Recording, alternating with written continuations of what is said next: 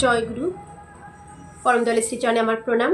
আপনাদের সবাইকে আন্তরিক আনন্দিত জয়গুরু। সবার মঙ্গল প্রার্থনা করি আমার প্রিয় পরমের শ্রীচরণে। সবাই খুব ভালো থাকুন, সবাই সুস্থ থাকুন, এটাই প্রার্থনা। পরিবারের প্রতি প্রত্যেককে নিয়ে, পারিপার্শ্বিককে নিয়ে সবাই ভালো থাকুন। দেওঘর থেকে যে নতুন নয়, প্রার্থনার যে একটা নিয়মাবলী দিয়েছেন, প্রার্থনা করার কথাটা এতটাই জোর দিয়ে বলছেন, সেই প্রার্থনার সম্পর্কে কি বললেন সে নিয়ে আজকে আলোচ্য বিষয়। ঋত্বিক সম্মেলনে পরম পূজ্যপাদ শ্রী শ্রী অবিন্দ দাদা বলছেন যে মাঝে মাঝে যে মন্দিরের প্রার্থনায় শুধু পুরোহিত থাকে, আবার এমন বহু মন্দির আছে যে তালা বন্ধও থাকে।